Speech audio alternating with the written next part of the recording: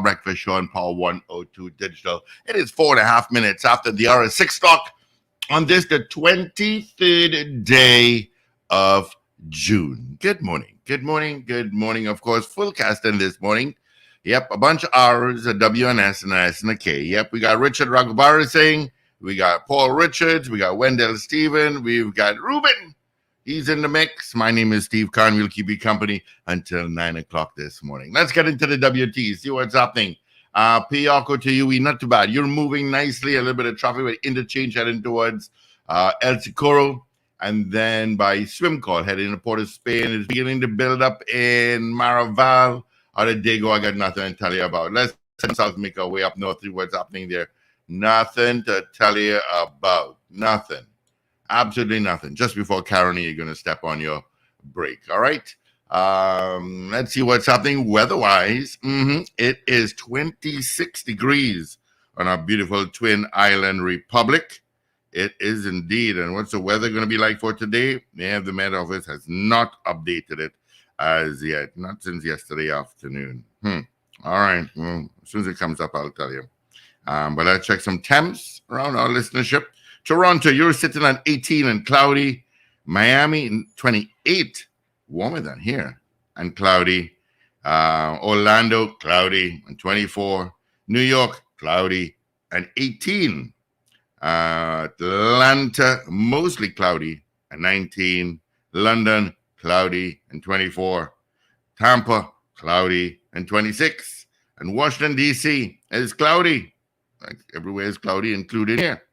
And they're at 19. All right. Let me just check one more time to see if the Met Office updated it. And no, they have not. Traffic-wise, I gave you that already. Let's see who said us hello is first thing this morning. It is Friday. Hey. Trev and Arima, good morning. First off the gate. Whatever happened to Kenny? Godzillion, Valencia, Wendy, and DJ Ray out in Delaware. Rena Budu Jennings, TGIF. Oliver Man Warren, is finally Friday. You could say that again. It's finally Friday. Dennis says it's a fantastic Friday. D. Pierre, Ms. Maloney, good morning to you. DJ Sleepy, good morning. And Big Guy out in a cloudy New York. Good morning. Have a great day yourself. All right. Paul Richards, good morning to you, my friend. Morning, Steve. Morning, everyone. Morning. What's shaking? A lot shook. Condolences to the family of those 5 explorers. Yeah. Wow. Not surprised, quite frankly. Yeah. Well, I was listening to, I thought BBC covered it well. The experts, James Cameron, and so on, and they said they figured that out the minute they lost tracking and communication all at the same time. They figured it was catastrophic implosion. Well, in addition to just losing communication, an explosion was heard, a sound was heard, consistent with the implosion. Hold on. So that began on you. Right. Yeah, now I can hear you. Yeah. There was an explosion or a noise heard consistent with what may have been an implosion. So yeah, and I'll play a video from James Cameron in a short while, where he said, based on James Cameron has had experience, he's done dives to the ocean floor by the Titanic and stuff like that. So he has actually gone on a solo submarine ride to the Mariana Trench. Yeah, so he had experience. And he was saying that based on his experiences diving at those levels, the pinging device, the device that sends out the signal every 15 minutes, generally is self-powered and self-contained in its own compartment. And when that and communication stopped simultaneously, he said he sent emails to his friends saying, we've lost some friends on that expedition. Good morning, Wendell. Morning, Wendell. Right. Morning, gentlemen. I don't know why this thing sometimes refuses to unmute. But good morning, gentlemen. It's Friday, June 23rd. We just had a very sharp shower of rain here in Arima, and it has now stopped. So I suspect that's going to be the pattern during the course of the morning and possibly day. But it's good to be in the land of the living. Happy birthday to my brother-in-law, my sister who died a couple of years ago, her husband, Roger, Kenneth Viveg. And happy birthday also to Bert grandson, Reynaldo Plaza. I think he listens to us. Mona Hostin. And yesterday was France Delamo Lampkin and Miguel Donovan and my sister Wendy, who retired from teaching. They all celebrated their birthday yesterday. Tomorrow, of course, will be former alderman Unica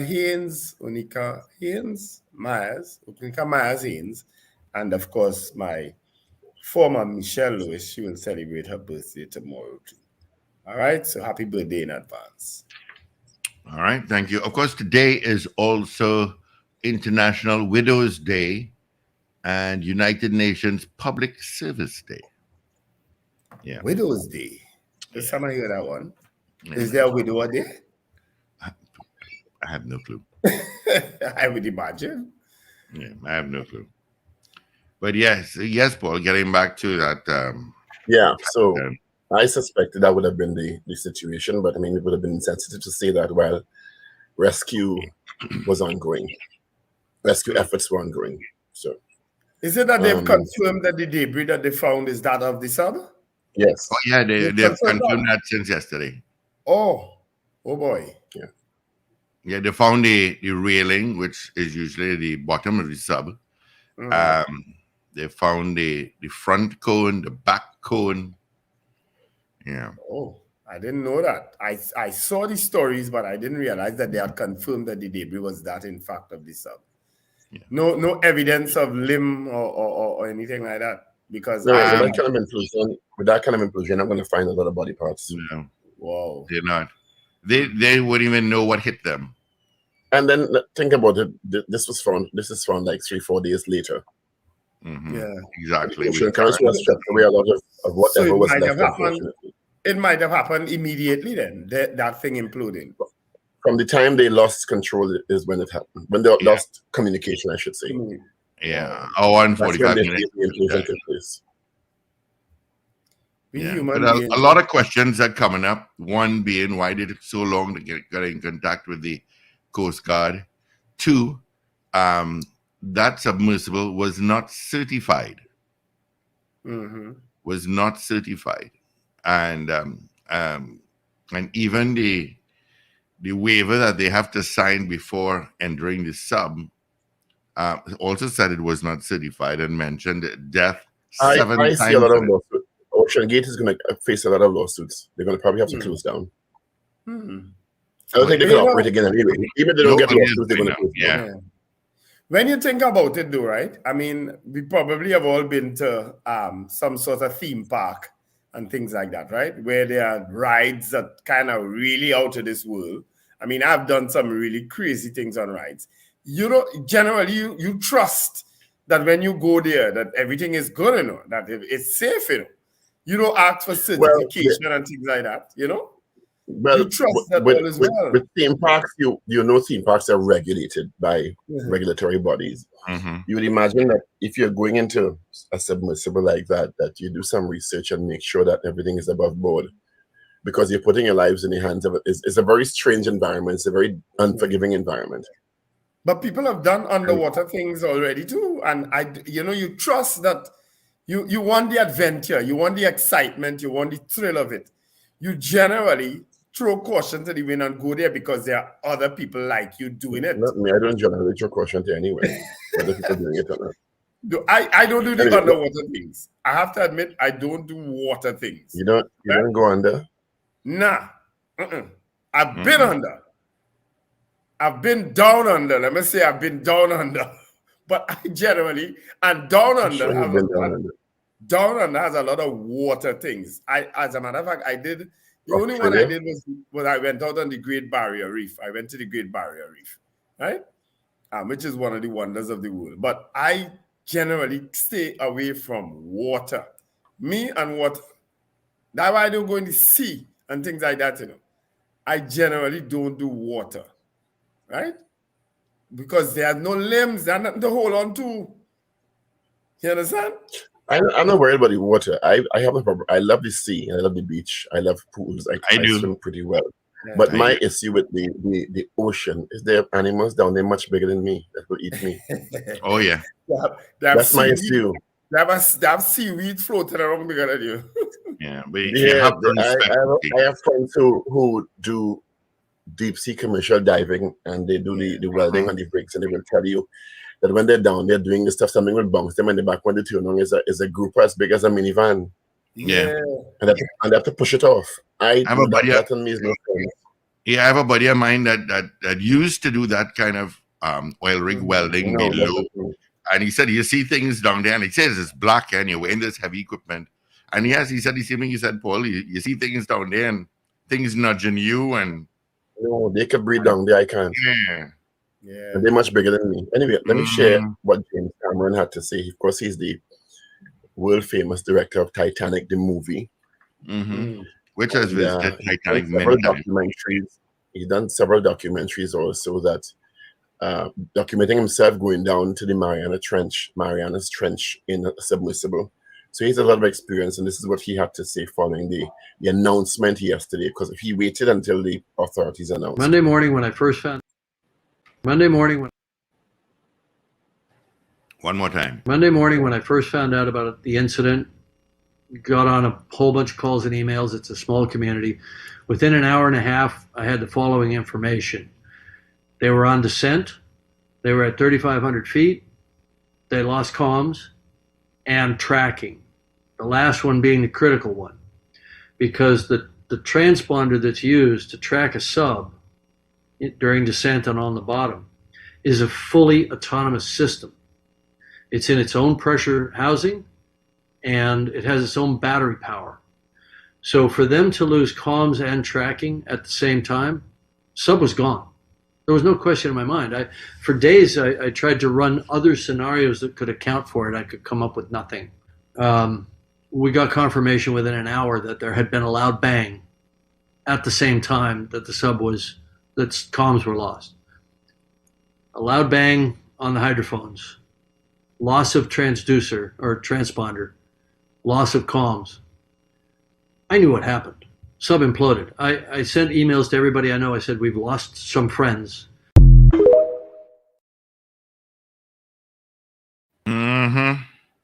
He's very experienced in that exploration dive scenario. I mean, not say commercial dive, the exploration dive scenario. So Mr. Ballard said the same thing. Unfortunately, but I know that sector now is going to become heavily regulated. No, I think the kind of exposure to tourism as well. Adventure tourism generally. Especially for those who want to fly into space and so on. It's going to become heavily regulated. I'm not so sure. No? I just think people like that. They're thrilled at adventure, and they will throw. I didn't say it's going to stop. I'm not going to say it's going to stop, but it's going to become heavily regulated. It's not going to stop. You would think that it was already heavily regulated, but once it's a playground of millionaires and billionaires, it's not that regulated. It's so niche. It doesn't generally affect a lot of people. I guess not. You have to be pretty wealthy. The Pakistani man and his son, he was a millionaire. It's $250,000, I think, to go down in the submersible. Yeah. So has there ever been any explanation for that ill-fated flight with help me now, the basketball guy and his daughter, Kobe Bryant? They said some level of pilot error. I think they said it was pilot error. Pilot error. Well, this may very well have been the error of someone on board that sub too. As opposed to it's a bad thing. Can't you go down in the bottom of the ocean, mate? Yeah. It wasn't certified and ready for that. And it may have done it on a couple of occasions and he got lucky. Yeah, because people have spoken about helicopters for years in terms of their safety and whatnot, because they literally just drop to the ground. Eh? No, they don't literally drop to the ground. It's just like aircraft, it's a controlled descent. They don't literally drop to the ground. Helicopters, sir, if something goes wrong, they don't float, you know. They don't glide. A plane floats if something goes wrong. A plane will have some time. A helicopter literally drops. Why am I having this discussion with you if you already take the view that I'm wrong? You're suggesting that helicopters are unsafe generally. Yes, I'm suggesting that helicopters, if something goes wrong with it, literally drops. They don't glide. They don't float. They don't saunter through the air. They drop because of how the mechanisms in it, how it's constructed. Planes can. So helicopters have been, in my opinion, that is, have been unsafe. But I've been in a helicopter before, I have to tell you. And I think it was yesterday I heard you speaking about the briefings that take place generally before you go on these expeditions. And you're right. To go on a helicopter, they have a chat with you before. Even when I went on the blimp, because I've been on the blimp, which was called the Skyship. We spent the morning in a session telling us the do's and don'ts. You understand? And we did go up in the blimp. I did have an experience in the Skyship at the point in time. There was a lot of members of the media at the point in time, and I was one of the chosen few at the time. I went up with Shamila Prasad, and Darian. The three of us went up at the same time. But Samson, Anton, all of those media people, they were all there that day, getting an experience of the blimp, because the negativity surrounding the blimp was so intense that the National Security Ministry decided, you know something, let's take the members of the media up and let them see for themselves the technology and the safety of it and so on. But I don't have to tell you what happened after 2010. It became scrap iron. You know, so that's my 2 cents on these sorts of things. It's a chance you're taking all the time. In any ride, I should say, or any thrill, zip lining, when it became popular, you understand, was a risky thing, because you trust the strength of that line taking you from one point to the next, over forests or over traffic. You see zip lining in Las Vegas. Steve Kahn would have seen it on Fremont Street. Yeah, I've done that. Street. You know, all of those things are thrills that you just take the chance with. You know, but we live and learn.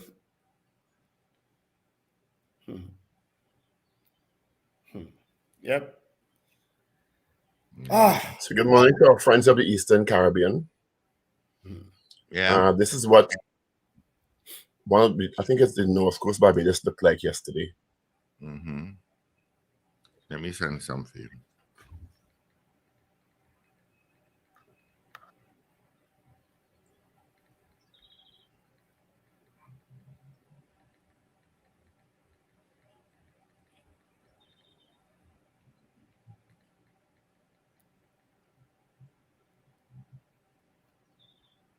Yeah. What is that? Barbados. Woo. That is some of the effects of Brett on Barbados yesterday. Mm-hmm. No, that was yesterday. Oh. That was yesterday afternoon. So you see, Brett, they're expecting to be able to report on potential damage. There was no report of any loss of life, but of course, high winds and a lot of rain and storm level winds were experienced in Barbados. Some parts of Grenada, I do believe. St. Lucia also was bracing for some high winds and heavy rains yesterday. So we'll get some reports later on this morning. I know that St. from Vincent was expecting the worst of it. What any reports coming out of St. Vincent? Not yet, no. Okay. Not so far.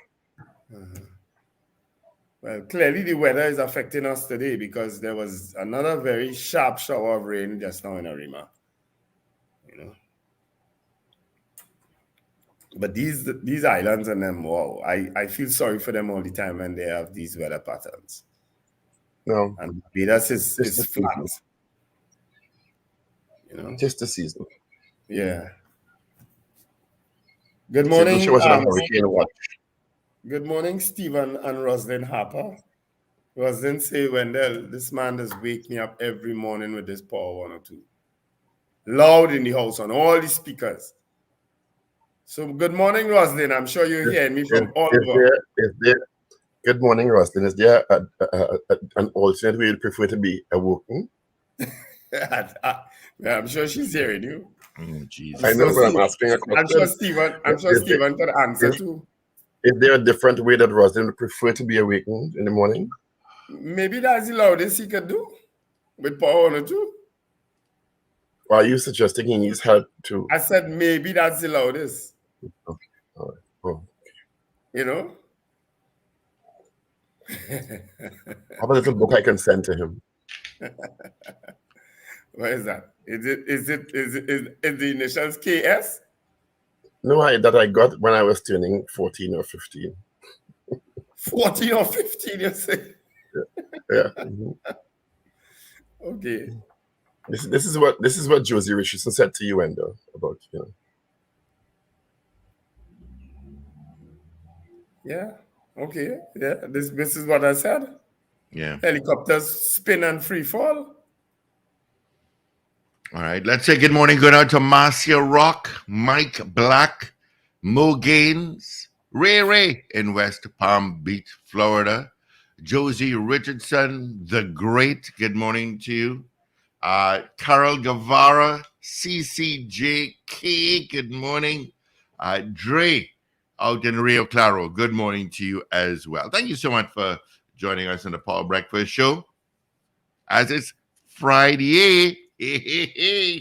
Mm-hmm. So Farley Augustine, the erstwhile Chief Secretary of the Tobago House of Assembly, is not pulling any punches these days.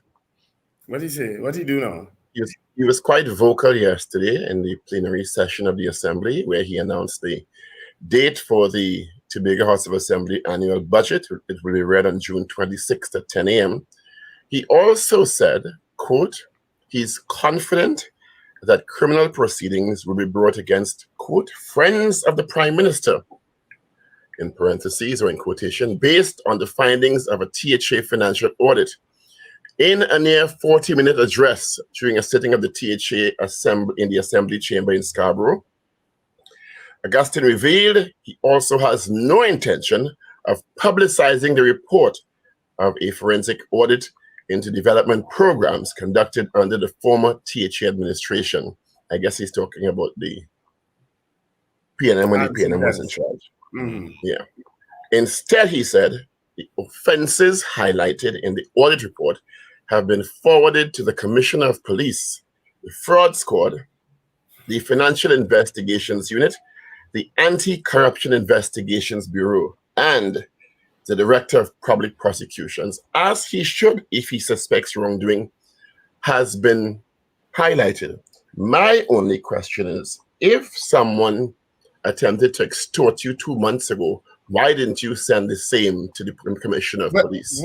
Well, based on what he said, if it is, and based on what Hochoy Charles, it's not 2 months ago, it's a year, more than a year ago. The extortion attempt was 2 months ago? Based on what he said. So that's what I'm going with. I'm going with what he said. Hochoy Charles can say what he wants. He said in the missive last week, Friday, that these audio tapes were brought to his attention by, in his words, members of the Warner Group, allegedly trying to extort him by demanding expedited payments, right? So if someone is trying to extort you in any way or force your hand as the chief secretary by trying to expose what they feel are maybe damaging audio tapes. Why didn't you go to the police also and say these people trying to twist my hand with this thing? You know what? As a blogger on Facebook say, Farley should change that last name from Augustine to Disgusting, because that's exactly how we're coming across. Disgusting. So from today, he's Farley Disgusting for me. You understand? Well, I am not going to entertain that. So. Well, I'm going to call him that, especially if he continues with this, because he is telling us, without the benefit of a police report or anything like that criminal charges going to be brought against somebody. He can bring criminal charges against somebody. Well, no, he said, he didn't say he's bringing criminal charges. He said that he feels, based on the findings of a THA report, criminal proceedings will be brought. He didn't say he's bringing criminal charges. Well, right. So criminal charges will be brought. It's different if he will bring criminal charges. So, yeah, but it's based on the findings of the THA audit. He doesn't. He can't determine that. Well, he can't. All he can do is send the report to the relevant authorities, and they will determine if it on a prima facie, as the lawyers say, case, if on face value, or if there's enough evidence, or if they feel the report is credible, and carry out their own investigation, I guess, to corroborate. And then they will decide, including the DPP, the police, whoever, whether or not charges can be proffered against, quote unquote, friends of the Prime Minister, in the words of Mr. Augustine. You using your words there, because you say whether or not charges can be brought. That's not what you read the first time. Well, that's what I'm saying. The procedure is that he said bringing charges. That's not what he said. He said, based on the report, he sent the report to the authorities. They will decide. That's how the law works in this country.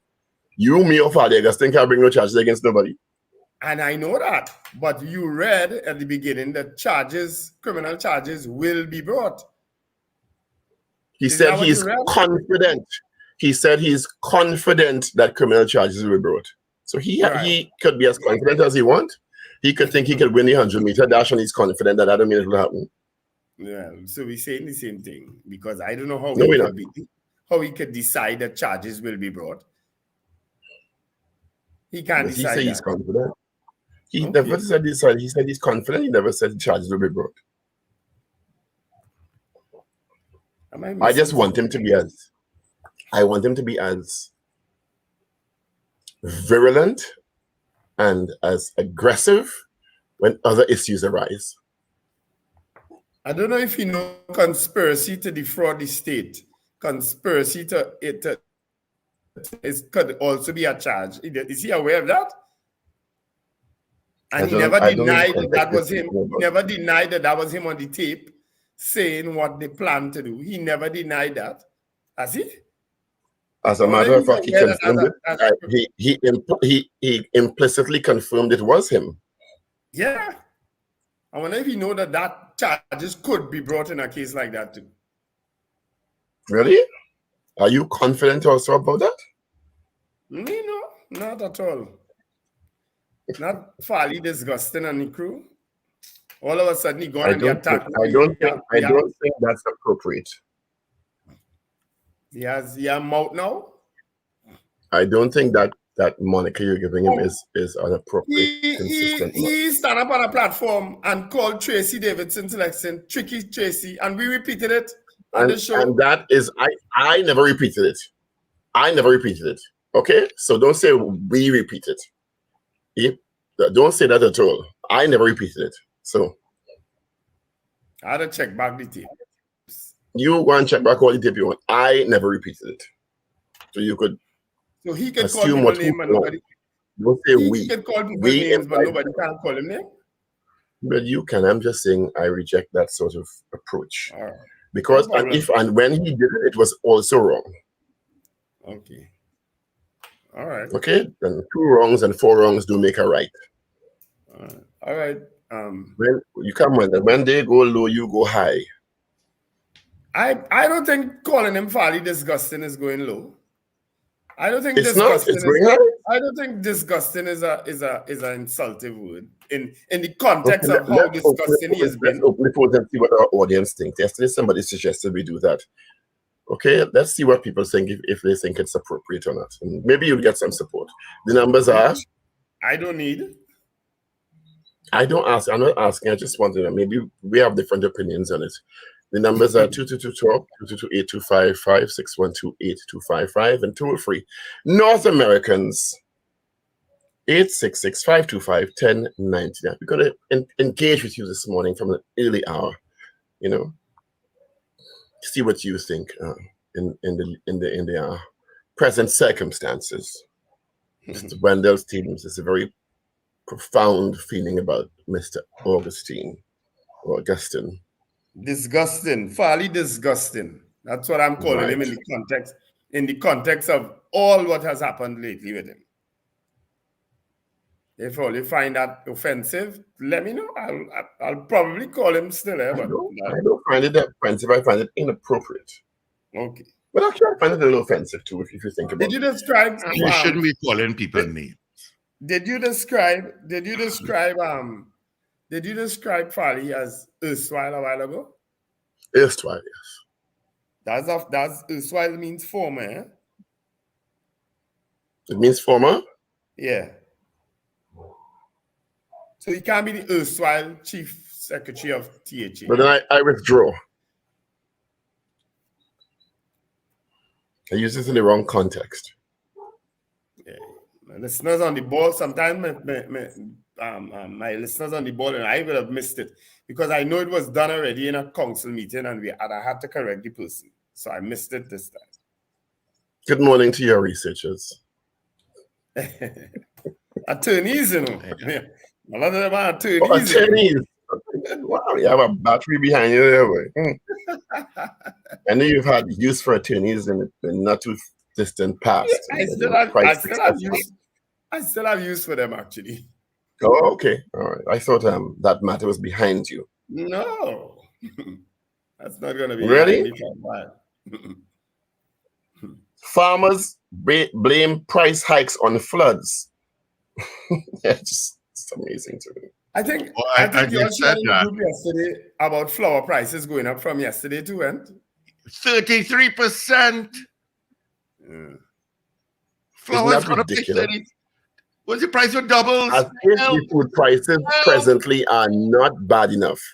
We had a brace for flour going up by, is it? I didn't read that report, but 33% is said, Steve? 33%. You know what's the price of my potato roti with grain or transportation of grain or inputs into the flour process have increased globally? Fried chicken going up. Is that the reason? My doubles is going up. They say wheat prices going up. Wheat prices, yeah. The price of doubles maybe you can play that clip, Paul. It came out from TV6. No, we can't play that. I don't know. Maybe we have to ask TV6 if we can do that. You have to ask TV6 first. You can't just play that.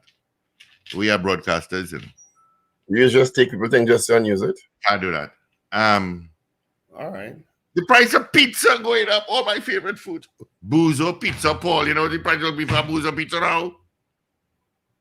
It's bad enough now. Yeah, so they said the price of vegetables are expected to rise after the floods. Well, you know, and then I wonder why we prefer to eat kale and imported vegetables. You understand?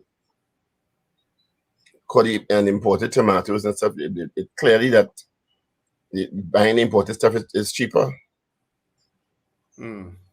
I see the Prime Minister was tribute was paid to the Prime Minister, I should say, by UE's Seismic Research Unit.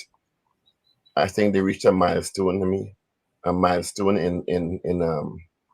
in the seismic research unit. I think Dr. Rowley started his career, if I'm not mistaken. He's a volcanologist. And he may also be a seismologist, if I'm not mistaken. His old office was the 102 studio, you know. What? His old office was the lit studio. Yeah, under National Quarries. He did say that the day he came in. Yeah.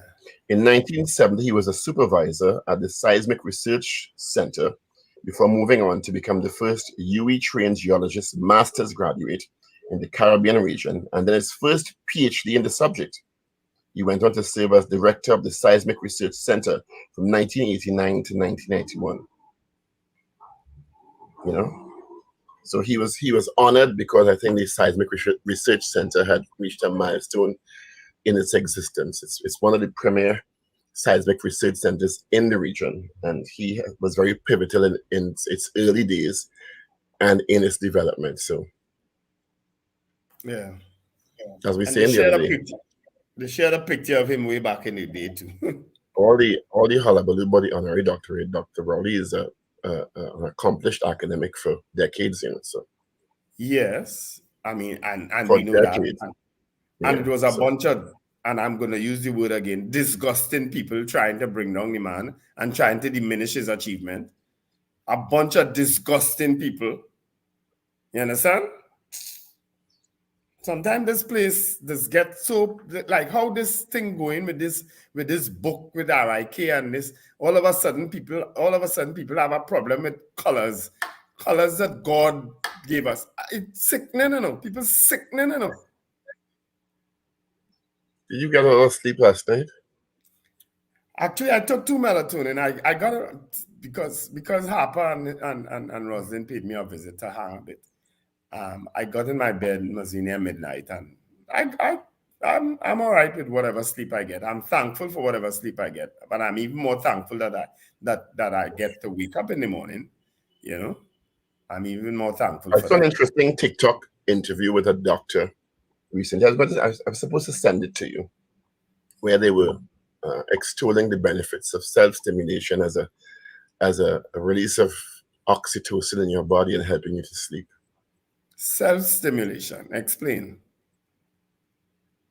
I prefer not to. For some people, that discussion might be disgusting, eh? So be careful. That's why I couched the phrase as I did. I didn't want to be offensive to some this morning. You who found Fally, me call it Fally, disgusting, inappropriate. You know you're gonna get a lot of inappropriate things. Yes, that's why I was very specific in the phrase I used. Lest they bring down fire and brimstone on me. Lest they bring down fire and brimstone and burn me this morning. Oh gosh. You know, but they were extolling the benefits in some circumstances of self-stimulation and its subsequent release of oxytocin in your body as a natural sleep aid. I know a friend who readily admits to engaging in such activity and then still have sleep problems. So I say you're overdoing it, clearly. And your friend is? Huh? And your friend is? When Richard come in here, I'll tell you. Oh, you're implicating Mr. Agubasing too? No, it's not Richard. It's not Richard. Richard knows the person. So. Obika says racial tension party led to exit from the UNC. I couldn't contribute to the organization anymore. Of course, he sent something else out on social media, on WhatsApp earlier this week, which he juxtaposed what some party members are saying about him now, and saying that we fed you when you were hungry. I'm paraphrasing here. And he said after having contributed to the major policy constructs of the UNC for, is it 17 years already or 14 years that he was there?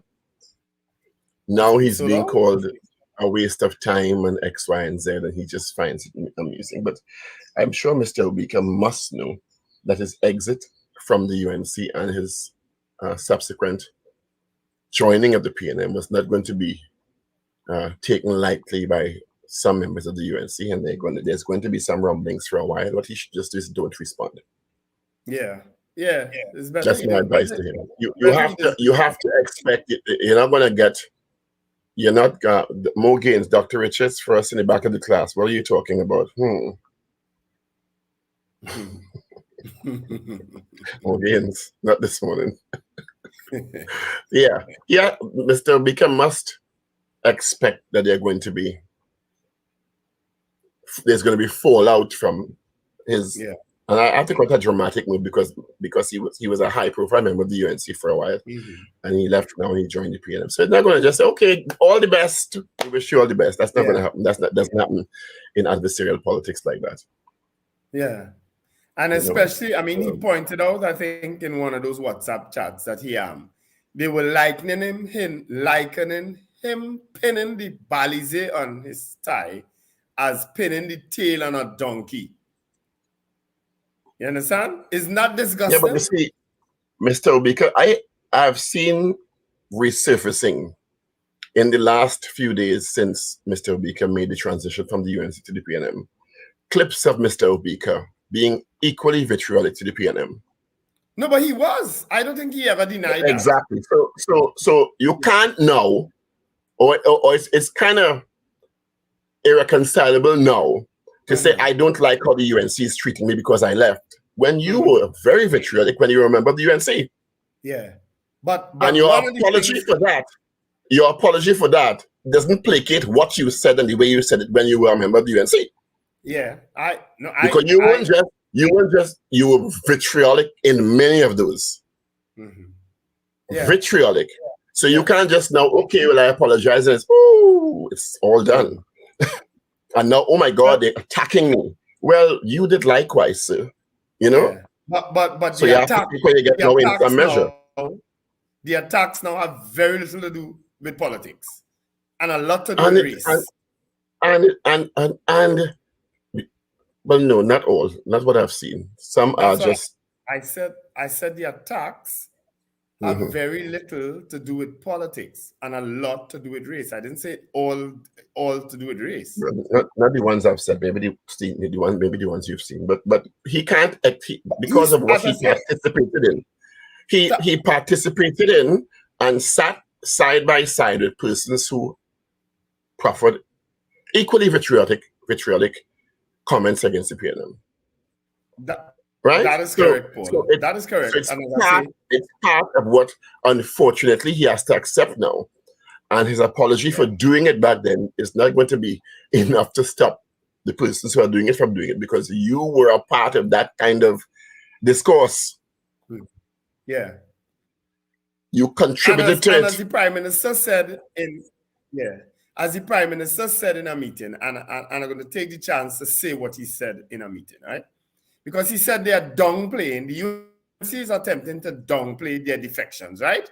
And say, oh, it's rejected people, it's people they wouldn't have picked, it's people who this and that. In other words, and the PNM taking their rejects. So they are downplaying it. But he said, just let one PNM person cross to the UNC, and you will see how they go start to celebrate that. You understand? They're downplaying UNC moving to PNM, right? But just let one PNM person defect to the UNC, and you'll see how they will start to celebrate that. I think you should carry out the experiment when they'll defect and then come back over. Go to the UNC. Wendell Stephen could leave the PNM. Wendell Stephen could leave the PNM, but Wendell Stephen will leave politics when he leaves the PNM. I guarantee you that. It's 6:47. Let's get into today's headlines. You should think of a question while I do the headlines. All right, it's Friday, the 23rd of June. Let's start with the Express. Farmers blame price hikes on floods. Rowley, UE moving away from its mission. Farley, I won't make report public. Brett makes early call on Barbados. 3 held with guns at Heath. Well, that should be, I guess, a health facility. Valencia team missing. Nigerian charged with fraud, and the rains have come down. PNM calls for answers on Chanel. What's that about, Wendell? Chanel? I'm bringing to the article now. I'm not sure what that is about. Right, anyway, let me move to the news today. Oh, the Guardian came up this morning. Okay.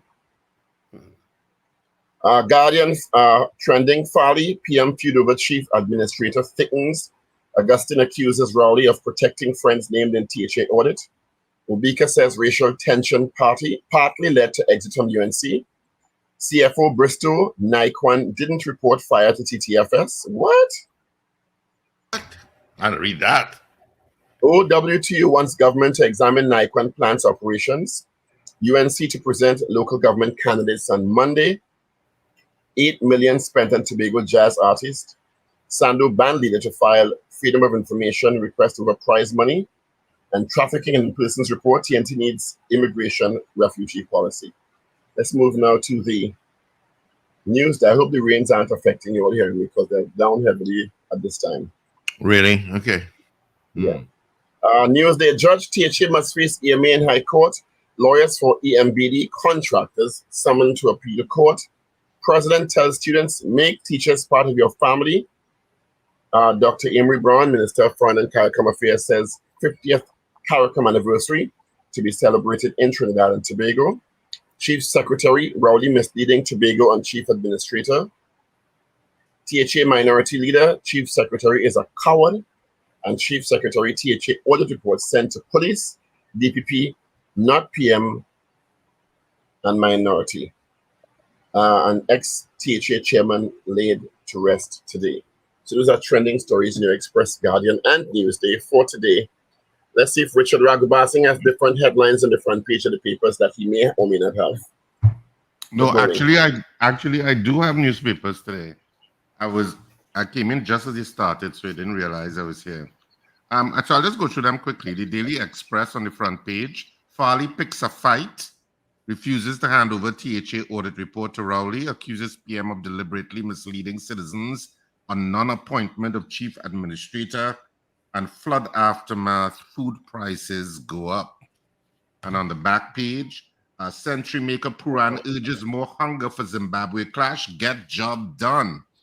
Newsday, the actual hard copy newspapers. THA audit for cops. Chief Sec, no report for PM. Minority Leader, TH audit for cops. Judge, THA must face EMA in High Court. Nikwan seeks health safety manager. And on the back page, West Indies get it done again. On the Guardian, THA plot thickens. Farley responds to PM on chief administrator feud. Accuses him of protecting friends named in THA audit. Rowley games of desperation from chief secretary. And Nikwan feels heat from chief fire officer. And Obika says racial tension forced him out of the UNC. And on the back page, Hope and Puran punish Nepal. So that's the hard copy version in terms of what you will see selling as you're buying papers this morning. My suggestion based on the... There are two possible questions. You asked me to think about poll and then you're going with your poll. There are two possible polls. No, I don't think of polls already. I am a poll man, you know. There are two suggestions. Really? One is poll man. Poll and pool, anyone. There are two suggestions. Yeah, I play pool. I have a pool table in St. James. Richard, you never come play pool, man? I love pool, you know. I should come and take you on a championship. Yeah, of course. Give you a I like pool as well. Paul, I could beat you in that. No, I don't think your anatomy will allow you to be too close to the pool bench. What your question went down? Right. There are two suggestions. One is that do you expect criminal charges to come out of the THA audit? And the second possible poll is do you believe that Tahaka Obika left the UNC because of racial tensions? I was going to suggest the chief secretary make the THA audit report public. Well, you know, whether he makes it public or not, you expect charges to be laid up coming out of it. Because that's what he said. All right. So while you guys mingle with that, let's give the results of our morning poll. All right. Let's give the morning poll. The results from yesterday. Yesterday, we asked you, do you have a problem with RIK bookstores selling books with LBGTQI characters? That was our poll. The results are in. 57%, 57, said no.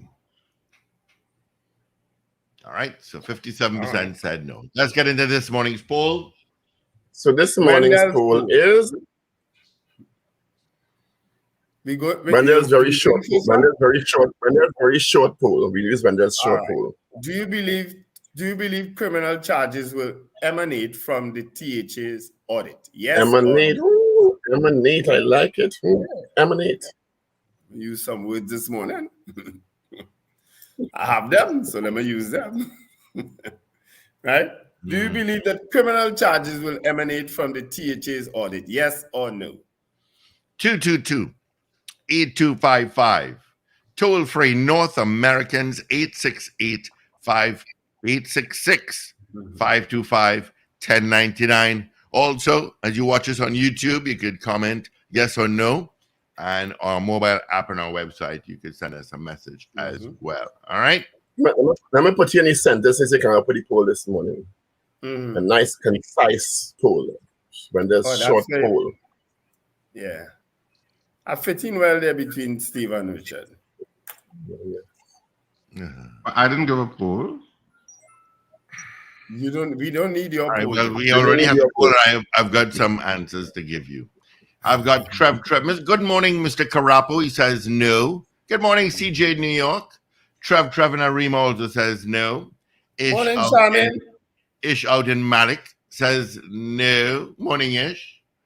GB says no to the poll. Good morning, Una Antoine.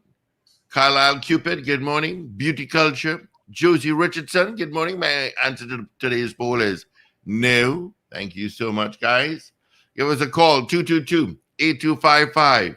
North Americans, 866-525-1099. All right.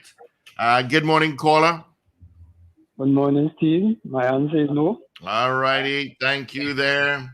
DJ Sleepy says no. All right. Hey, DJ Sleepy, how are you going? Yeah, morning to you as well. All right. He says no. Please take your time on the roads. It's pouring in some parts of the country, so please take your time on the road.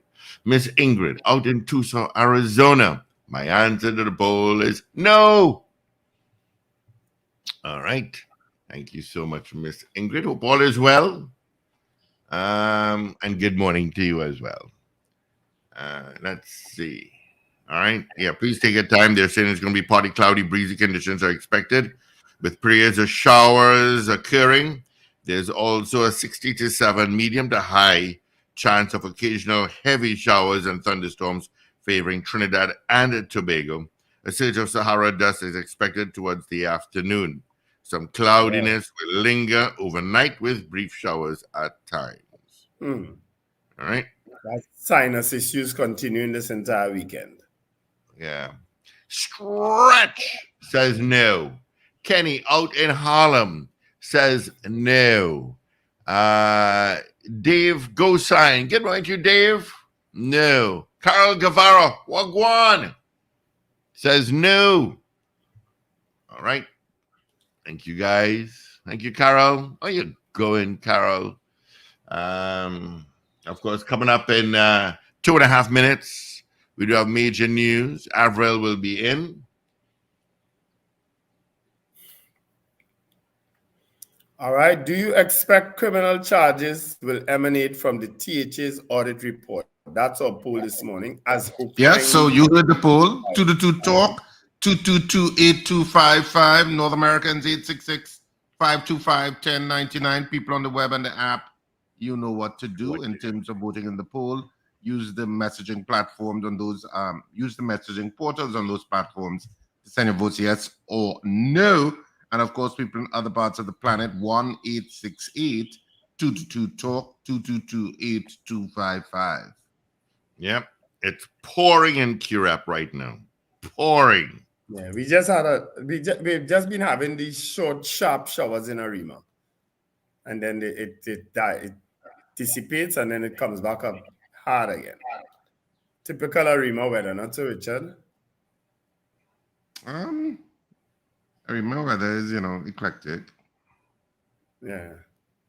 Sometimes it's rainy, sometimes it's kind of shifted, I find, because it used to be that Arima more likely had rain than Western Trinidad or Port of Spain. So I would often be in Port of Spain and it's dry. And when I get to Dabadee, it's pouring. I find there's like a gradual shift that it tends to be more raining. Now in Port of Spain, when I get to Arima, it's not raining, it's dry.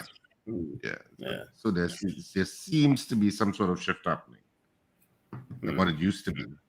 Yeah. Beauty Culture says not in TNT. Morgan says take two, hell no to the poll, gentlemen. All right, that is from his, you forgot to write, from my beautiful wife, Morgan. Also, 2 votes. Ray, 2 votes. Yeah. DJ Ray also says no. All right, you got less than a minute to vote, so let's pour it in quickly. All right. Do you expect charges will for the THA audit report? Yes or no? That's our morning poll. Let's do it anymore here. I got CJ from New York says no. Thank you, CJ.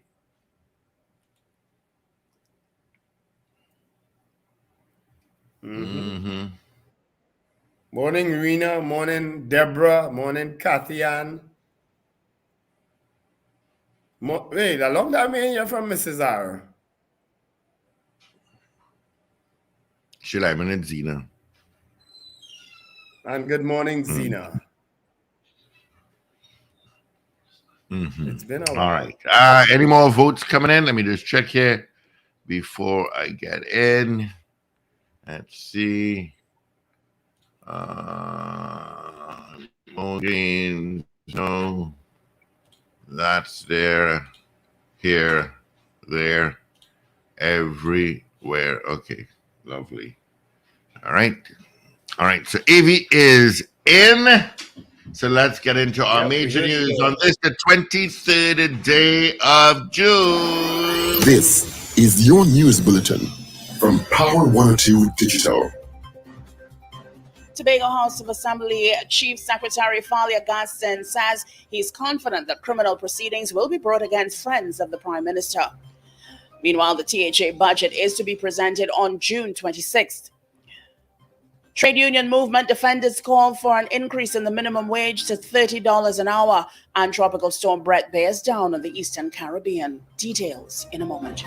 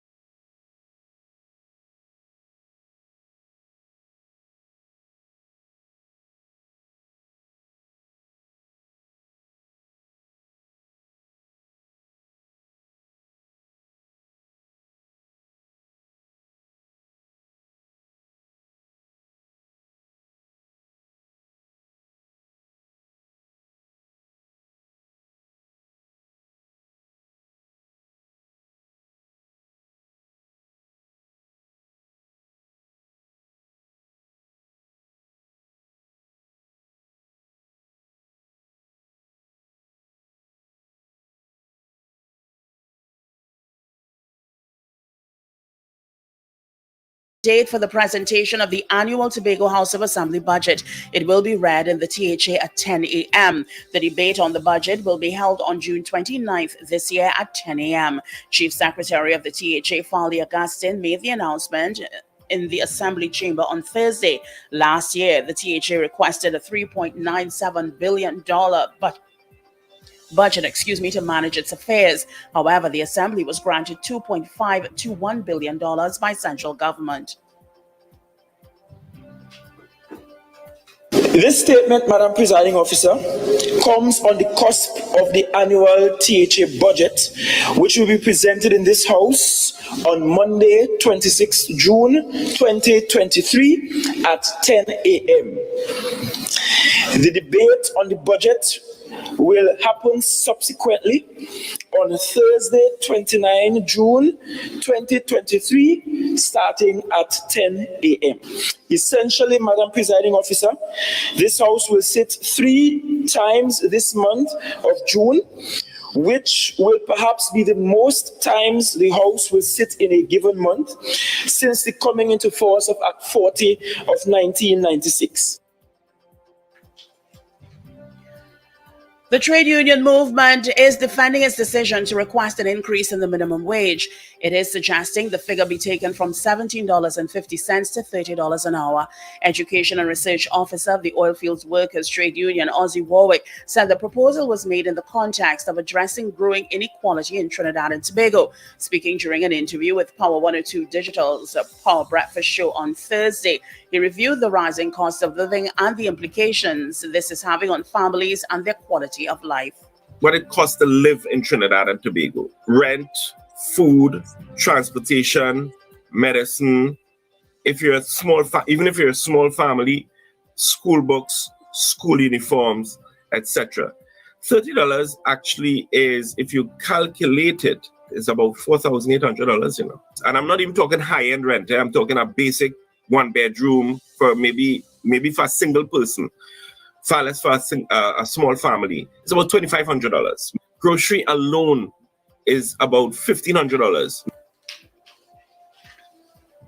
Mr. Warwick said workers should be treated fairly and with dignity, even as focus is placed on other national issues. The figure is not the important part of it. I think you said a word that is the most fundamental word. It's dignity.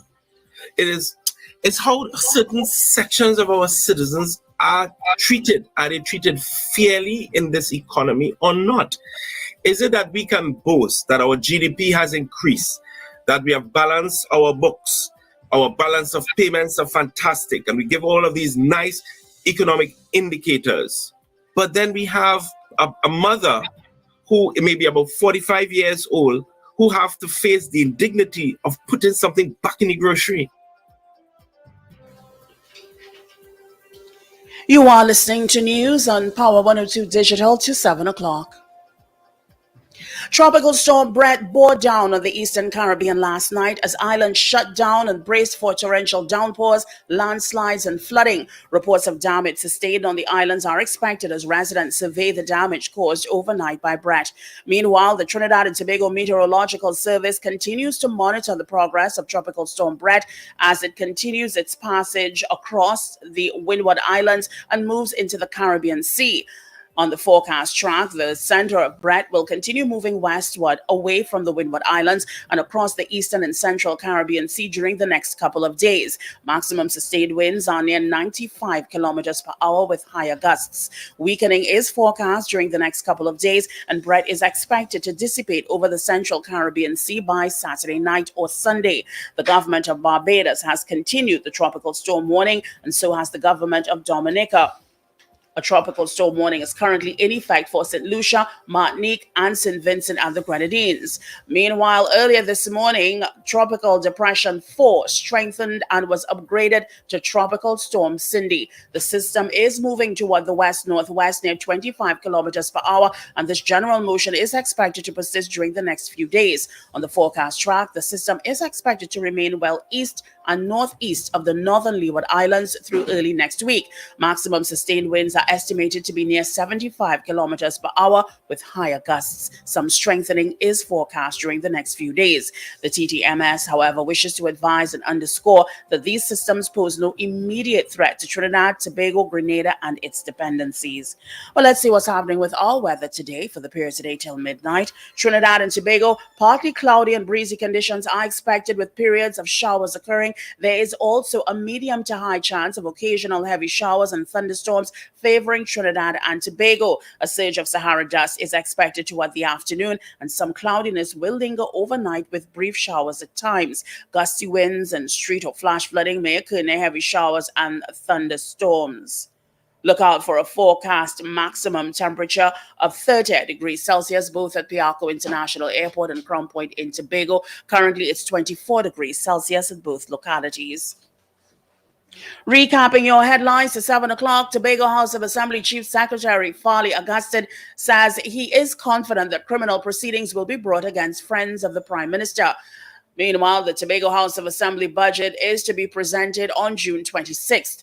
The trade union movement defends its call for an increase in the minimum wage to $30 an hour, and Tropical Storm Brett bears down on the Eastern Caribbean. I'm Avril Sindel-Bab. That was news to 7 o'clock on Power 102 Digital. Look out for more news in detail at 12 noon and an update coming your way at 8 o'clock this morning. For more details, log on to power102fm.com.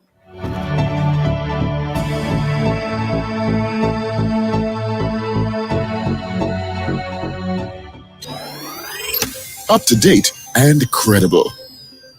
Power 102 Digital. All right. Thank you so much, Avril, for our major news. Of course, we join Avril again. Coming up in 50 minutes' time for your news brief at 8 o'clock on this, the 23rd day of June. Let's take a look what's happening traffic-wise. Heading out in the west, Digger Martin Main Road. You've got some traffic there as you pass through Rich Plain. Coming up to Crystal Street, we got some roads out of Maraval. Yeah, not too far from the Pillars, heading towards Mocha and to the roundabout in Boursier. You got traffic. Let's head out east and make our way out west. See what's going on there. It's most westbound, leaving the Grandi police station towards Valencia bypass. Slow going. Santa Rosa towards O'Mara. You've got some traffic there, heavy approaching O'Mara. From an old road on the Eastern Main Road, you got it starting, but heavier from Tacarigua. Not too bad through Tulupuna and St. Augustine, heading towards Curep and St. Joseph. Mount Hope towards Mova. It is slow going. All right, not traffic, but slow going. Kelly Village from Sugarguanas towards Ibis Gardens and extension to Carry Roundabout, heading towards Curep. You got it. Curep Southern Main is also a bit heavy. All right. Charlieville towards the interchange. And that's Rivulet Road is heavy. By Claxton Bay is heavy. Freeport to Sugarguanas. You've also got some traffic. San Fernando, you basically have no traffic, just a little bit of volume. That's about it. All right. So that's a quick traffic update for you. Hoping to help you out in one way or the other. All right, so let's get back in to our morning poll. Do 7 says yes to the poll. Good morning, Trinity in Boston. But Do 7 says good morning. Beauty Culture says good morning. Okay. Alan Reese, I say no. Trini Jam says no to the poll. Wendell, you said hello to Mrs. R. Zena said, what happened to Trini Jam? Not good. You give morning, him a good Trini Jam. DNC Auto Security, good morning to you as well. All right. So let's get the final results of our morning poll. Carol Guevara, and good morning, Ben and Christine Niles. Good morning. So many other people. You know, once you start to call names, you sometimes forget, right? But our poll this morning was, do you expect criminal charges to emanate from the THA audit report as opined by the Chief Secretary, Farley Augustine, Farley Augustine. Let me do it proper this morning. 19 people said no. 1 person said yes. Whoever Do 7 is. First time I'm seeing that name coming up, though. Do 7 said yes, they expect criminal charges. Maybe Farley voted under a pseudonym. but that's the results of our poll. Just give me 2 minutes. I'll put my cameras back on as I have a bit of Ovaltine biscuits with my coffee. As soon as my biscuits are done, I'll put my camera back on so you can see my handsome face. So good morning, all. Once again, and thanks for joining the best show on radio. Undoubtedly the best show on radio. And I know you all especially like to join on a Monday, Wednesday, and Friday. I'm hoping to have some good news soon about that. Is that Paul frozen there? Paul is frozen there for a while. All right. If you'd like to... Am I coming up frozen to you all too sometimes? Well, your camera is not on, so we don't know. Right. But this morning, because every now and then you all would freeze up. Well, it depends on your internet stream at the time. No, we're not freezing. We're fine. Thank you. Yeah. All right. I'll come back on camera just now. Don't worry. Yeah. All right. So that's the results of our poll. I guess we could open the lines if you all wish. Or do we have a guest? If any of our audience would like to join our camera stream, you can send us your email on the thing. If you want to put your email out there, there's a security risk involved in that, and we put that out there. And we will add you to the stream to have a conversation this morning if you want to go on camera, as we've done in the past.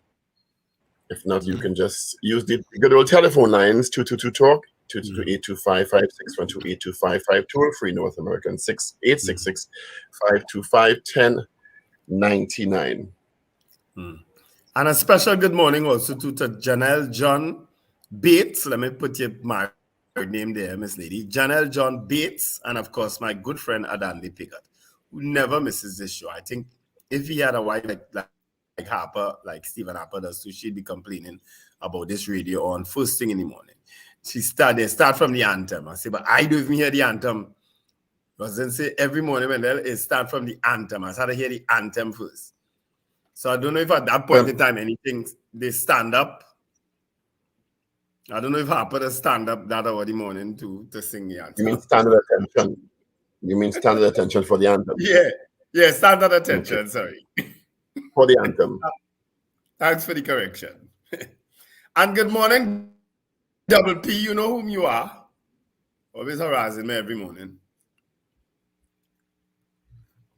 So the U.S. Navy has made the announcement that the Titan submersible imploded shortly after it left its docking platform on descent to the Titanic, at the point where it lost contact and comms and the transponder, which usually gave its birth an indication of where it was at any particular time, suffered a catastrophic implosion. And the merciful thing about that is by the time they realized what was happening, it would have been over.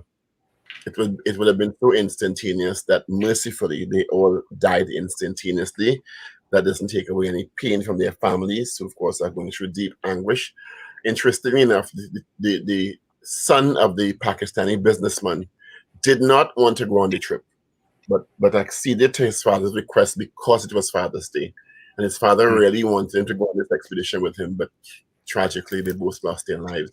Yeah. And several reports coming out now about concerns being laid at the feet of Ocean Gate as a company and the suitability of that craft for that kind of dive in that kind of environment, and the concerns about its readiness or ability to withstand the enormous sub-ocean pressure associated with that kind of dive. And they were born out to be right, unfortunately. For those who may have missed it earlier on, James Cameron posted this Monday morning when I first found out about the incident, got on a whole bunch of calls and emails. It's a small community. Within an hour and a half, I had the following information. They were on descent. They were at 3,500 feet. They lost comms and tracking. The last one being the critical one, because the transponder that's used to track a sub during descent and on the bottom is a fully autonomous system. It's in its own pressure housing, and it has its own battery power. So for them to lose comms and tracking at the same time, sub was gone. There was no question in my mind. For days, I tried to run other scenarios that could account for it. I could come up with nothing. We got confirmation within an hour that there had been a loud bang at the same time that the sub was, that comms were lost. A loud bang on the hydrophones, loss of transducer or transponder, loss of comms. I knew what happened. Sub imploded. I sent emails to everybody I know. I said, we've lost some friends. We got some calls coming through. Hello. Good morning. Hello, good morning. Yes. Good morning, guys. Morning. Hold on, Alexa. Volume 2. Good morning, guys. Yeah, you need to admit. Lincoln, I forget you, boys. Sorry about that. Morning, No. Lincoln. Oh, thank you, well, I want to, Steve, it's kind of difficult because I want to listen to the program while you're waiting on the phone line. So, you want to hear what's going on, what's being spoken about. So but I understand what you're saying, Steve. I want to just highlight the fact that, and I haven't heard you all or anybody spoke about it, 750 people, migrants, may have died from Libya to Italy just last week. Same situation, they migrated in a boat thing, 100 and something of them were found so far. But we keep talking about 5 millionaires who pay $250,000 to go in a soudering can underwater. Are you saying 750 people died in one trip? One trip. No, they saved 100 and something so far. But we keep talking about 5 millionaires who clearly didn't become millionaires because of prudent decisions. It seems why they become millionaires because they're white and they're lucky. They ain't smart. Because you can be smart and decide to go underwater in a soudering can. I am not a learned person, but I know the pressure they see that's crush cans. No, come on. These adventurers, you're being a little unkind. And these adventurers who would have, they're not the first people to have gone on those kind of expeditions, just like people who go on the Blue Sky rocket to go into orbit. Yes, but they went adventurers, and why it grips the world's attention, it's because it's like cutting edge. It's cutting edge technology in the sense of being able to go down to see the Titanic. That in itself is unusual, and that's why it grips the world. Richard, the control for the submarine was an Xbox remote. No, it was not. Cutting edge. No. Lincoln, hold on. You're being unkind here. What it was a Logitech controller, which looks like a game controller, but it controls everything. There are many devices on board, and there are various systems on board, which I've read. So don't say it's an Xbox controller. It looked like that. It's like we live in such a hypercritical time that everybody goes into these comparison narratives of why we watching this and we're not watching that. And it just irritates me. Watch what the hell you want to watch. The world was preoccupied with it because it's about going into like these new frontiers that other people can't experience and just wondering, wow, what happened? It's just like when that plane disappeared and still has never been found. The world becomes preoccupied with what happened. Yeah. It is what it is. But everybody goes into this hypercritical analysis of, oh my God, it's 5 million years and how much money they're spending and blah, blah, blah, blah, blah. And oh, just give me a damn break. And I understand what you're saying, Richard. However, forgive me for sounding callous, but I have no sympathy for people who went and looked for the death. Well, that's called callousness. Right? So you are right. And I don't think people went looking for their death. That's the risk adventurers take. Yeah. The adventurers, human curiosity knows no bounds, Lincoln. And the curious among us, whether it be in science, whether it be in geography, whether it be in whatever sphere of human endeavor, is what moves mankind forward. I understand. Lincoln, good morning. Lincoln, good morning. Do you feel the same way about the adventurers who had billions of dollars behind them, who went up in the Challenger tin can and exploded before they reached where they want to go?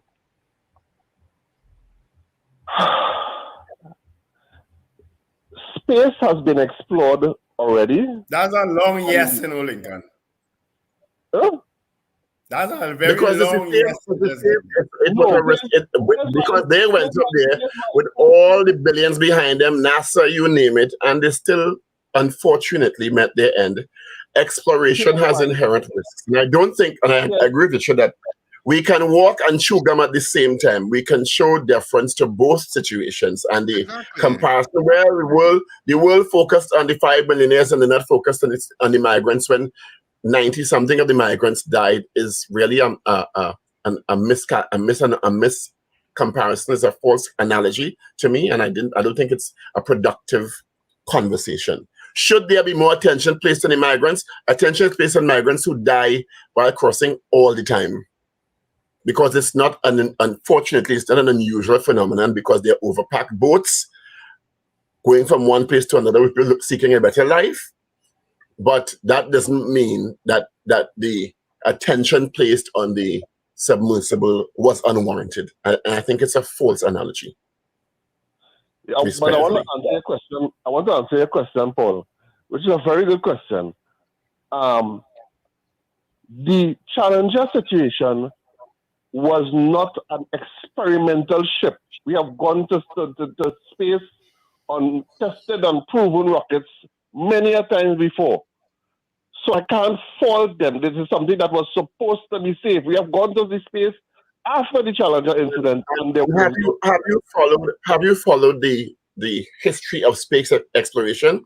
In the early days of space exploration, you will question the safety of many of those craft that led to the development of the sophisticated craft we see now.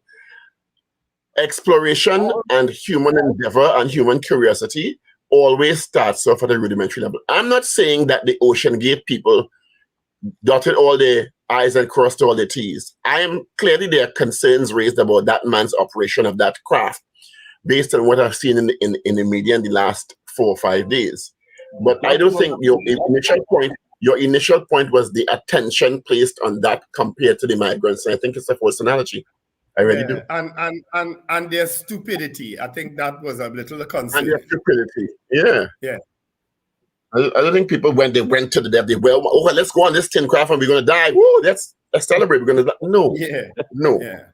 No, that's what you're suggesting. No, but none of them. A man is not going to take his teenage son on a craft and say, well, this is unsafe. I'm going to take my child on this craft. I am sure Ocean Gate assured them everything is safe. They made a mistake and it cost them their lives, unfortunately. Unless evidence comes out later on that there was some sabotage or there was some suicide mission. But we don't malfeasance of some kind. Yeah, we don't have that information, so I don't think we should assume that. Let me ask a question in case one you might know, because it's a question out in my mind. The inventor or the business owner of the craft, was he on the craft as well? Yes, the CEO. CEO is on the craft. Yes. He was on the craft. Okay, fine, no problem. That was just a question in my head. Thank you, Lincoln. Thank you very much. Yeah. All right. But thanks for highlighting the other story, because I wasn't aware of it. Have you all seen this?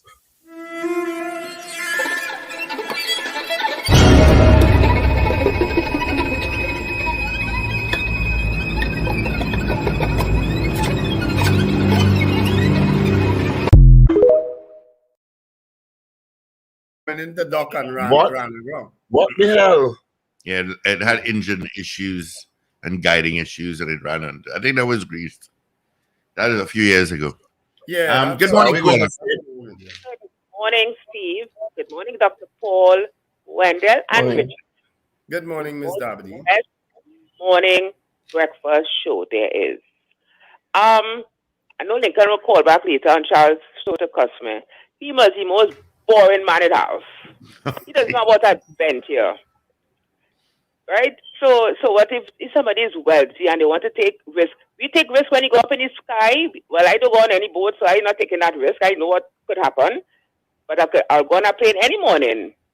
But he might never come back alive again. So not because he doesn't have sympathy for them because they're wealthy. I find that he talked about Zena last week and he's doing the same thing. Anyway, that's not what I called to talk about. I am calling about Farley. You're boring. Watch now, don't remind him because he will call later to say things. Farley said he's not going to be releasing the report. You know, sometimes he sounds like Ms. Kamala Prasad Visessa. When she always waving paper, waving folder, and saying things, and we never hear anything about it again. The only way people could believe, or if I want to believe anything, I have to read it and say this came from that place. So by him not releasing it and say only to the force squad, that still doesn't say nothing, because we know how many donkey years force squad takes to investigate things. Right? So people would I not. don't mean he shouldn't say it, if he feels wrongdoing happen. No, I don't have a problem. He could carry the force code and make it public. But I guess it will be leaked out someday soon. I'm sure of that. Right? And then he back on this tit for tat now. Well, I hope Dr. Rowley doesn't get into that with Dr. Rowley and he calling him Satan and things like that. I mean, that sounds so childish now. Well, he's a big man. It sounds disgusting. Well, yeah, but then you can say it. You are a politician like them. Disgusting. I find these things he's saying of late, when like when you're defending something that is wrong and you want to look good, you come out and say anything about somebody or say things that are incorrect. That is how he sounds. Yep. So now he might not have credibility somehow, because you take 3 weeks to say that is you, and you are not going to say it if Hochoi Charles and say, yes, he tell me that is him. I feel if Hochoi Charles didn't say that, he would have never admitted it to that, but you don't know. It was in the public domain, right? So, party get to the program and stay in the lane. Dr. Rowley don't want to sit for that with you, because if you answer back, Dr. Rowley answer back, and our next thing answer back, where we going to reach? Nowhere fast, right? So, and another thing is, I'm not adventurous. I am adventurous, but for on land, not on the sea. I am afraid of the water, so I'm not going to swim. I'm not going by the beach. You boring too. No. Let me tell you something. You're so right. There is no way I would go into that crowd. Boring. I am No. I'm adventurous. I am adventurous. I go on hikes. I go all about. Well, you don't have Lincoln adventurous in other ways. So you have the ways you want to be adventurous. You can be adventurous in all manner of ways. So because you boring with water, then he could be boring with on the sea. No, but he find people have the money and they go in and do this and go. If they want to try a thing, it's a risk they're taking, and I'm sure they know it's a risk they're taking. And I show them a kind of hug and kiss their family and say, well, you don't know what could happen. You know what I mean? So I'm not bored. I am the live wire of 99% of anything that happens. You know what I mean? Anyway, so there's a food and beverage event happening at this is for you too. The food and beverage event happening at the Center of Excellence next week, Wednesday, Thursday, Friday, and Saturday is the last day. From 10 a.m. to 7 p.m. You might not have that time. I will be participating in the culinary part of it. So I'm inviting you all. You're making your bread and thing for that? I'm making, I am making a lot of stuff. Is this the Supermarkets Association event? Yes, that is correct. The supermarket, Mr. Deputy. So we have to call Rajiv next week, man. Yes, so you all attend, please. It will be it'll be a nice thing, because I'm making a lot of things, and you all will see my nice booth. You know what I mean? So come on. When is this festival being held? At the Center of Excellence. Oh, from okay. You're making saltfish? Yeah, I'm a saltfish accra. Actually, I'm doing that just now. Some 5-acre saltfish accra for my son when he wakes up. Is your saltfish good? The pollock saltfish, yes. It has a name. I didn't ask you to qualify it. I'm talking about the saltfish, but in bacon and bullshit and things. Of course, yes, coconut bake. We specify the money as buy the pollock and all of that. I don't need all of that, darling. Coconut bake and saltfish. Good saltfish. Good saltfish. Not hard saltfish. Good saltfish. Yeah. Saltfish I take a chew on. But all the bone. The bone doesn't be soft though. I don't like the bone part of it. The bone is removed. The bone has been removed, so you have no bone to chew on. You see when their face. No, but people still like saltfish with bone. Yes, sometimes you do get bones. Yes, I never had bone in a saltfish in a long time. No, sometimes you do get it. Yeah. Sometimes I get it. Somehow I wouldn't want to kill you, you could choke. No, not that bad, Paul. Not that bad. Yeah. So I'm just telling you about it, and I'm inviting you, and I know you'll have Mr. Deputy on because I'm certainly you'll be making the rounds next week to push it through, you know what I mean? So when then you can All right, pass. I'll check you. I'll definitely check you. You'll give me a reminder because all right. Thank you. is on my journey. Bye-bye. It's on my way up or down, so I can always pass in. Good morning, caller. Good morning, Steve. Good morning, Wendell. Good morning, Zena. Good morning, Paul. Good morning, Zena. Good morning, Zena. Thank you for saying to history will absolve me. It is absolving me all now. Lincoln, you take that. Good morning, and Paul, you continue to fish for a new wife. You all have a beautiful weekend. I called to say good morning. Have a wonderful I miss you. I miss you. I know that. I hear that in the morning. I hear all of, I mean, him just call now and again. And I realize like you're fishing. I just only start for so long, you know. Okay. I must get something to eat. Must. Okay. All right. Well, try your best. I just called it mightn't be as good, but look at what I have. So I just called to say his fish in me. And I hope all fish. I hope nothing in the world so sweet as saltfish. All saltfish good. Mr. Ruka, she'll give you some. I'm here what? And I hope Steve I hope he shake his head plenty with Lincoln this morning. Continue to shake your head. You all have a wonderful weekend. Bye. I'll see you Sunday at convention, Zena. Okay, well, sure. All right. All right, take care. Bye-bye. All right. Bye you. Sunday, of course, the PNM has their convention at Napa. All right, where all 141 candidates will be presented. I bet you not another political party field candidates in all 141 districts. I'm betting you from now, not another political party will be able to do that. Good morning, caller. First to begin, I would want to think that the morning show has certain standards with respect to their programming in terms of the quality of calls that they receive and whether or not they endorse the sort of callousness and callous statements from individuals. And what I'm basically referring to is the call from Lincoln this morning, because my first question is he saying that the lives of those 5 persons, okay, who died, and I'm using died in quotations, is he saying that those lives are less than the migrants? I wonder if that is what he's saying. And then to use the words about people going there looking for their death. I mean, you cannot get more colors than that, you know. Nobody goes looking for their death. Things happen, right? You leave your house on a morning, you don't know if you're going to return home. Things happen, right?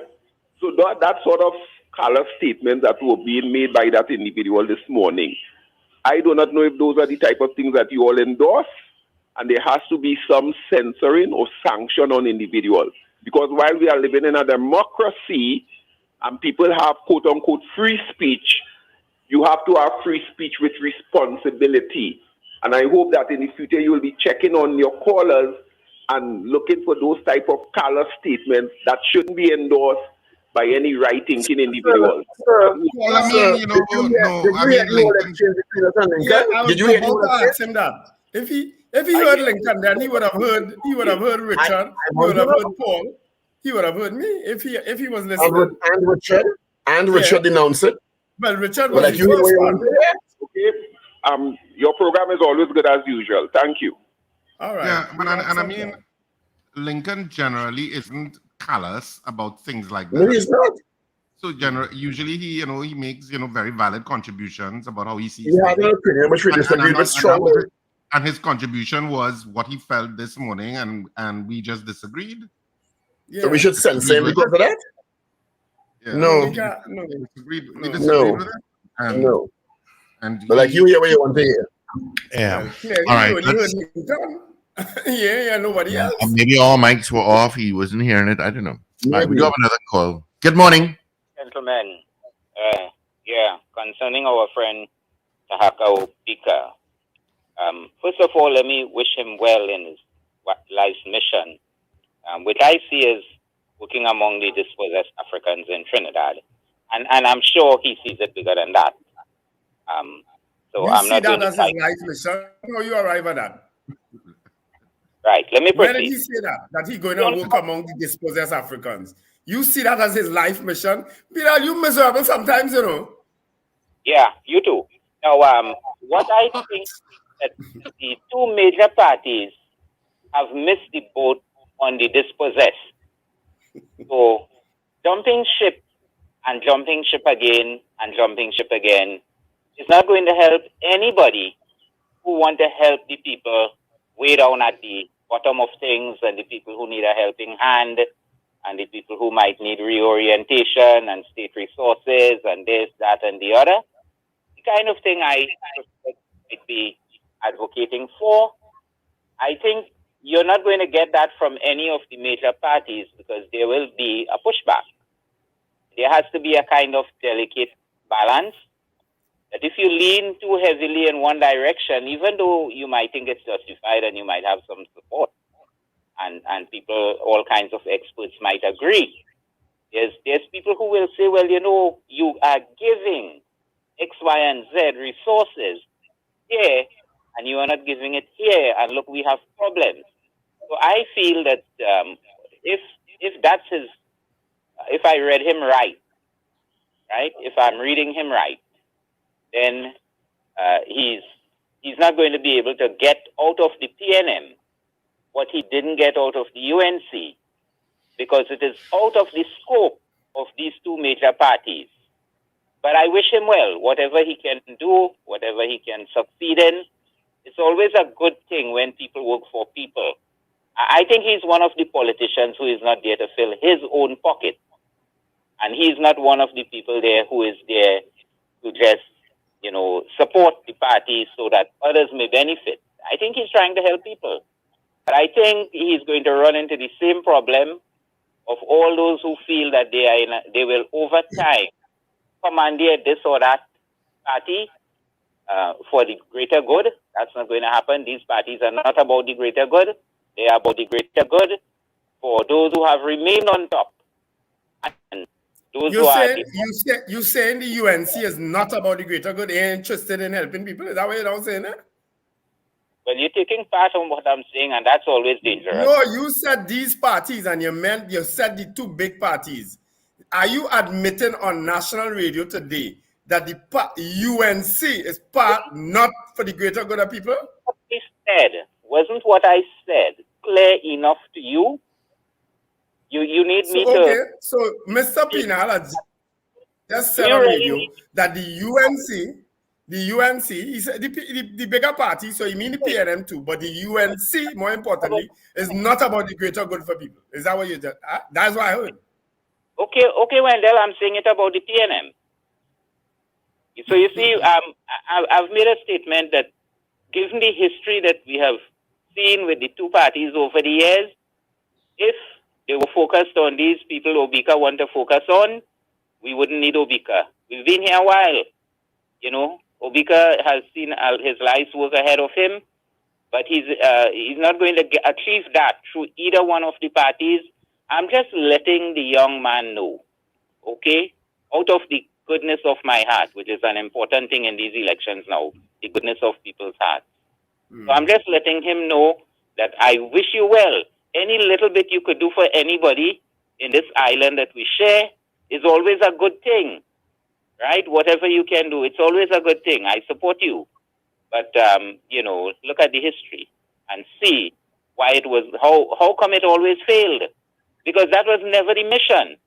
And you're going to get maybe a little more buy-in from your PNM people there. Maybe a little more, right? What is your PNM people? Your PNM, Wendell. I'm just saying... What do you mean by your PNM people? Road before. We've been here before. And we haven't seen the dispossessed really become undispossessed. They've become worse, right? Over time, the numbers that statement almost similar to saying them people. Well, listen, you see this rewriting of what other people say? I'm not into that kind of thing. I'm right here saying what I say. Please don't rewrite anything I say. Okay, I'm saying that we've been down that road before. And these good folks at the bottom, they have not been able to escape. And for you to join a party or campaign that you're going to help them, we've seen that before. We have seen that before. The rich get richer. Thank you. All right. You know, the Guardian is reporting that Chief Fire Officer Arnold Brister has confirmed that Nikon Energy Trinidad Limited never reported the fire which took the life of Alan Lane Ramke soon to the Trinidad Tobago Fire Service, and that is cause for concern. Why would Nikon not report something like that to the fire services? Is it a requirement? I saw that story too once. I couldn't understand the context of it, because if there's a fire, the first person you call is the fire services or an ambulance tied into fire, not so? Yeah, but I think when there's a fire at maybe an industrial plant, there may be a requirement to report it to the fire services in an official capacity. The fire services never showed up on the side, did they? That's not what was said. They said it was never reported to the fire service. I don't know if Nikon, I'm sure they do have systems in place to deal with fires on plant. But I'm thinking that once you have a fire at an industrial plant or a fire at a home that has gone out of control, that you should report it to the fire services. Maybe that's what the question is about, whether they breach protocol by not reporting it. I don't know that it's a requirement. Maybe it is. And we have a call here. Good morning. I want to know who paid the bill.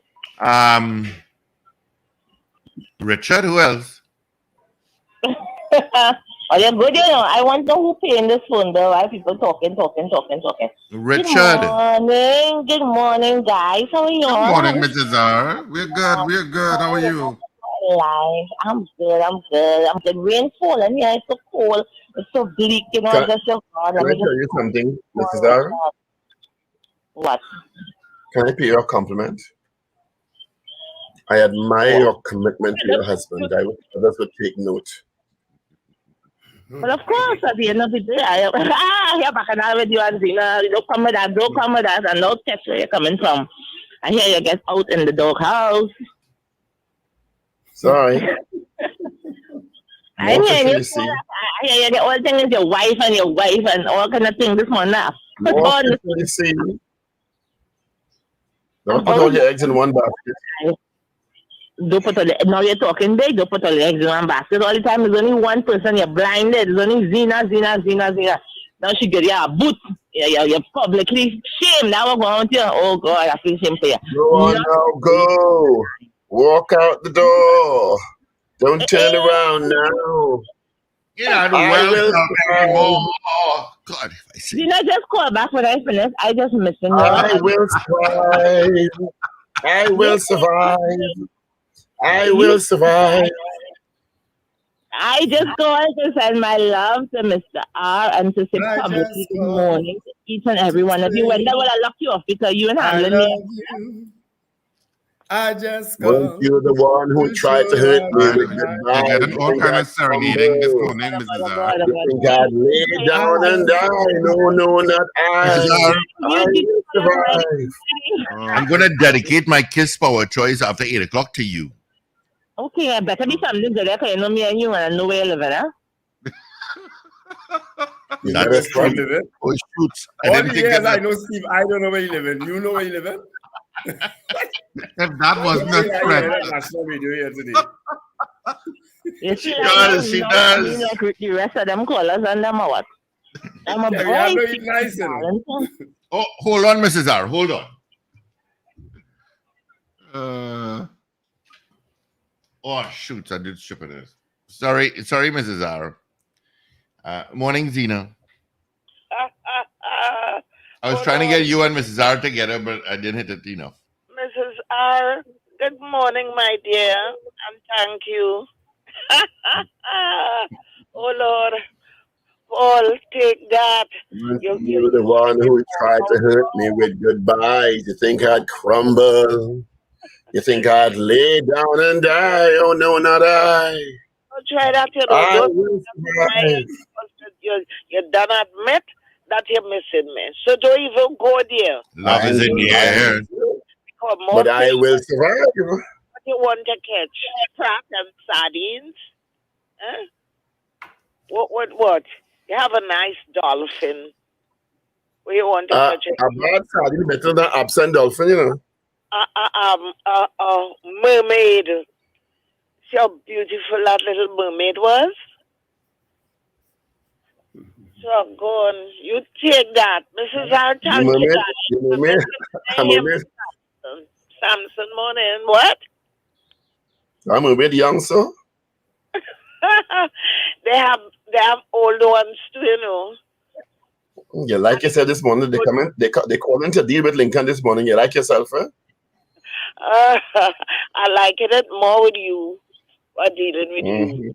Oh, go on. I'm done with Shirley. A good weekend, you know. But Mrs. R, let me come back and thank you, my dear. And you have a good weekend too. Bye. Bye, Zina. Good morning, Ray Ray from West Palm Beach. Morning. Morning, Amjad Ali from Furniture Plus. Yeah, morning, Amjad. Hey. I not Furniture Plus. You should go Furniture Plus. Don't worry, I want to go American sale. Big sale vendors. Where? Are you going to say when? When? Independent sale, you know, I've never been to the US. You know, I've never been in the US during an American Independence Day. Yeah, it'll be nice, man. It's been nice. I've never barbecues at the power. Yeah, barbecue for sure. Burgers and hot dogs. Well, you know, I don't try to understand how these American people don't be so patriotic to the country to put up flag all over the house. And saying that you see no flag, you see no what caused that? America only got so after that 9/11, you know. They weren't like that. They weren't so much. They weren't. It got very intense after 9/11. Almost everybody started. They always had a thing of, especially in certain communities, of putting out flags in front. Yeah, but I call for really. This morning I was listening to a conversation, and two things come in my mind. Now, one is Mr. Fali, what he said, and Mr. Obika, what he said. And I want people to remember is two things they could never take back. One is time, and one is spoken words earlier. So when people say the thing, that will come back and haunt you 100 years now. After that, so people must know what they say in politics. So when they jump from across to across, when they cross the floor, they didn't total no baggage. You understand? So a lot of people just say something on one side, and they castigate and malign the other side, and next thing something they walk out on them side, and they jump across them side, and they feel they mustn't say nothing from where they come from. Something wrong with them people who think that way. That will always happen. Come like you with a woman, you and the woman fall out, and they say all kind of bad thing with you in public. You could say Zina, you know. Go ahead, Mr. Patrick. I want to go there, but go and talk to Zina. Zina, call back the program and forget. No, when the Paul Richards, forget Paul Richards, and Steve Tanner call back the program and forget them. And me, Paul Richards. Margie, that's your husband and wife business. You see, now, this matter of food prices right now, we just say because of the flood, and because of this and because of that. I don't understand people. And they talk about raise the minimum wage. And yesterday I heard a guy called from America and say, raising the minimum wage, people just get jobs and they get more money in their pocket and they get money. That is right and correct and true, Mr. JFK, right? But that in America, In America, you have a lot of small places, little deli, little bakery, little all kind of different things with take employment, summer jobs coming up, all kind of things. So when a little youth man or a little lady get a little job for the summer and she get money in she pocket, she go to that. But Trinidad, not so. Trinidad, the minute the raise prices, everything raise up, and the minute you have your more price, they cut down your work hours and they cut down your work days. That's how Trinidad is. Two different cultures we're looking at here. You understand? So, I want to see what's going on. And this flour thing going up and all kind of thing going up. Oh, let's stop eating flour. Stop eating bread and doubles. What? Bite your tongue, Mr. Patrick. Bite your tongue. You wear your doubles, I know that. But how this simple man will survive when the main food stuff is flour and rice? How people surviving? And they talk about food price going up because of flood. How people will survive? I really don't know what help us here. But wasting time and talking things and want to come back and feel that go haunt you, it do haunt you. All right. Yep, Mr. Patrick, take care. Mr. Patrick, thank you. Prices are really going up because that same thing that I'm talking about. There's a pack of frozen fruit that I buy. I remember when I first started to buy it was like $1.18 because it's a big pack and it lasts sometimes over a month into 2 months. I went back, it was $2.74. I went to the grocery the other day in Massey and I looked at the price and I said, hey, look, they have it. And I went and I checked it. It is now $3.85. Yeah. That's $100 salmon fillet. How the hell does that happen? No, I don't understand how that happens. What is causing that to rise so much? I'm sorry. You buying it? No, I didn't buy it.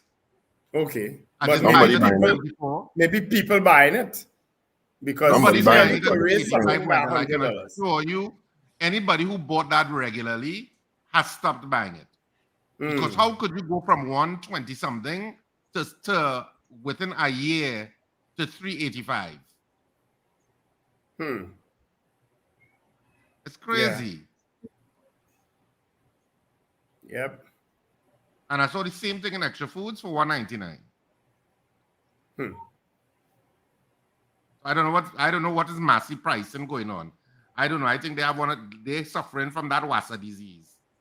That they're having some kind of woman problem, and they saying, you know what? I'm going to unscrew it. She like this good. She like to buy this. I'm going to set up the price, and they changing the price and sticking it, and say, take that, take that, and the rest of us now come in and say, what? I'll be 85 because you vex with your woman and she like the good. She like that particular brand. I have to believe some people in Massey suffering from the problem that Wassa men used to have who have to turn the turncock. That is the strangest analogy I ever heard in my life. But he has always used it, huh? He has consistently used it over the years. Because that turncock, man, you see today she ain't bathing. She ain't getting that bath. I take it on that one. And everybody had to suffer because you vex. I hate a whole neighborhood. And then see, look now, 5 o'clock in the morning and see that little busy turning that thing. I still look at them. They're wicked. I don't understand if there's some kind of modern technology that could remove the turn. There's somebody had to go with this big key and turn this thing every morning. Still. And if that person sick a whole neighborhood and get in the water. Still, I see them all the time. I don't understand. I never understand that. And there's been in the middle of the road bravidage, Yes. They park up in the middle, right next to the stopcock. And they with the big key, because like a key, that goes down in the hole. And they busy turning. Say, this morning, no bad for shit. I turn it on, but I turn it on a little quarter, so I know nothing is going through. So later on, I say, I turn that on. And they say, boy, you turn it on full. Something must happen, boy. The key must slip. Because no supervisor in checking them, eh? No. Oh God. So whether they did it or not. This place, like Trinidad, sweet. If you don't laugh in Trinidad, you cry every day, you know. I tell you. No kidding. Good morning, Leonard Naipaul, Victor Charles. Victor Charles is asking if there's still a burn unit at the San Fernando General Hospital and the teaching hospital. I don't know. I have no clue. I have no clue. Is Augustus Long still in operation? I don't know. No clue. That's in Couva, eh? Yeah. Point Lisa Somewhere in has. Central. It was one of the best hospitals in the country at a point. Yes, At a point. Oh my goodness.